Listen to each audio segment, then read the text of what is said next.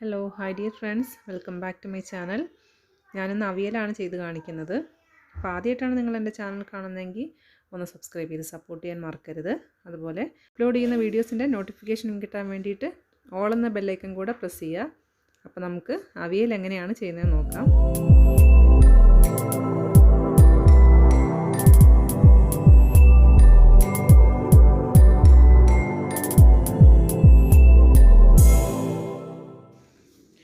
അവിയൽ ചെയ്യാൻ വേണ്ടിയിട്ട് ഞാനിവിടെ കുറച്ച് പച്ചക്കറികൾ എടുത്തിട്ടുണ്ട്. അപ്പോൾ അവിയലിന് വേണ്ടിയിട്ട് പച്ചക്കറികൾ നമ്മൾ അരിയുന്നത് ഇതുപോലെ നീളത്തിൽ വേണം അരിയാനായിട്ട്.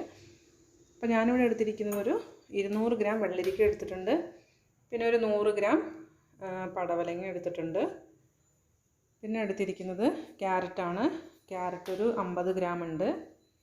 അതുപോലെ മുരിങ്ങക്കായും 50 ഗ്രാം ഉണ്ട്. മുരിങ്ങക്കായ അതുപോലെ നീളത്തിൽ അരിഞ്ഞിട്ട് നടുക പിളർന്നിട്ടുണ്ട്. പിന്നെ എടുത്തിരിക്കുന്നത് അച്ചിങ്ങപ്പയറാണ്. അച്ചിങ്ങപ്പയറും ഒരു 50 ഗ്രാം ഉണ്ട്. പിന്നെ കുറച്ച് ബീൻസ് എടുത്തിട്ടുണ്ട്, ഒരു 4 ഉണ്ട്, അതൊരു 25 ഗ്രാമൊക്കെ ഉണ്ടാവുള്ളൂ. പിന്നെ ഇതിലേക്ക് എടുത്തിരിക്കുന്നത് ചേനയാണ്. ചേന ഞാൻ അരിഞ്ഞിട്ട് വെള്ളത്തിലിട്ട് വെച്ചിരിക്കുന്നതാണ്. ഇതും 200 ഗ്രാം ഉണ്ട്. അപ്പോൾ ചേനയും വെള്ളരിക്കയാണ് കൂടുതലുള്ളത്.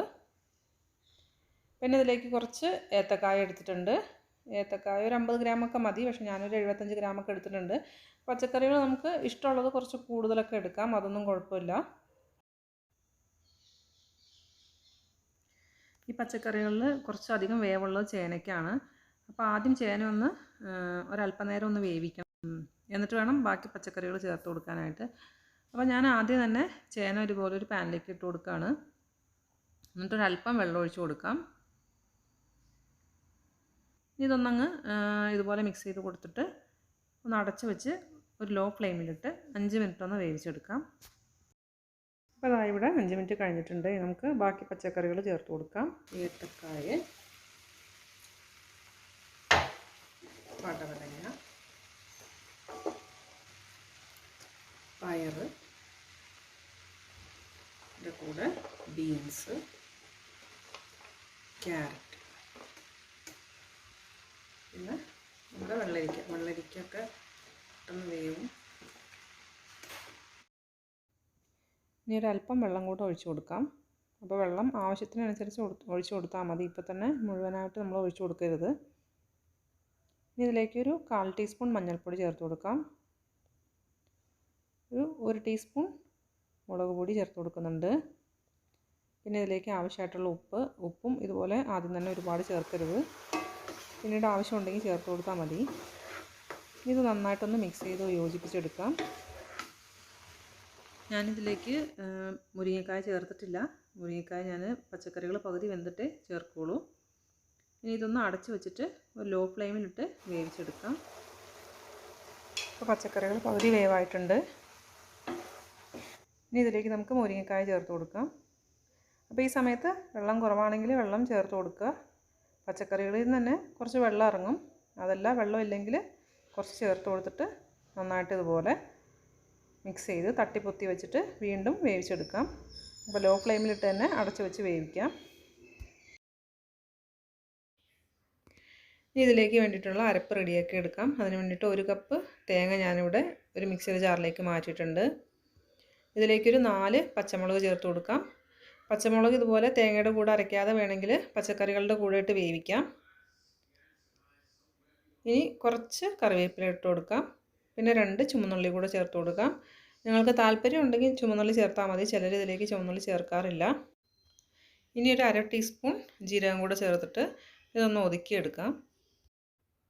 പച്ചക്കറികളൊക്കെ വെന്ത് വന്നിട്ടുണ്ട്. അപ്പോൾ ചേനയാണ് വെന്തോന്ന് നോക്കേണ്ടത്, അതിന് വേവ് കൂടുതലുള്ളതുകൊണ്ട്. അപ്പോൾ ഇതിലേക്ക് നമുക്ക് കുറച്ച് പുളിപ്പിന് വേണ്ടിയിട്ട് ഞാൻ തൈരാണ് ചേർത്ത് കൊടുക്കുന്നത്. ഒന്നല്ലെങ്കിൽ വാളൻപുളി ചേർക്കാം, അല്ലെങ്കിൽ മാങ്ങ ചേർക്കാം. ഞാനിപ്പോൾ ഇവിടെ തൈര് ചേർത്ത് കൊടുക്കുകയാണ്. ഒരു 4 ടേബിൾ സ്പൂൺ ചേർത്ത് കൊടുക്കുന്നുണ്ട്. അത് തൈരിൻ്റെ പുളിക്കനുസരിച്ച് വ്യത്യാസം വരും. ഇനി ഇത് നന്നായിട്ടൊന്ന് മിക്സ് ചെയ്ത് കൊടുക്കാം. ഈ തൈരിലുള്ള വെള്ളം കൂടെ ഒന്ന് വറ്റിക്കോട്ടെ. അപ്പോൾ അതാ ഇവിടെ തൈരൊക്കെ നന്നായിട്ട് മിക്സ് ചെയ്തിട്ടുണ്ട്. ഇനി ഇതിലേക്ക് നമുക്ക് അരച്ച് വെച്ചിരിക്കുന്ന തേങ്ങ ചേർത്ത് കൊടുക്കാം. തേങ്ങ ചേർത്തിട്ട് ഒന്നങ്ങ് മൂടി വയ്ക്കാം, നന്നായിട്ടൊന്ന് ആവി വരട്ടെ. തേങ്ങ ചേർത്താൽ പിന്നെ ഒരുപാട് തേങ്ങ വേവിക്കേണ്ട ആവശ്യമില്ല. ഒന്നങ്ങ് ആവി കയറി കഴിയുമ്പോൾ നമുക്ക് വെളിച്ചെണ്ണയും കറിവേപ്പിലയൊക്കെ ചേർത്ത് കൊടുക്കാം. ഇവിടെ തേങ്ങയിലേക്ക് നന്നായിട്ട് ആവി വന്നിട്ടുണ്ട്. ഇനി നമുക്കിതൊന്ന് നന്നായിട്ട് മിക്സ് ചെയ്ത് യോജിപ്പിക്കാം.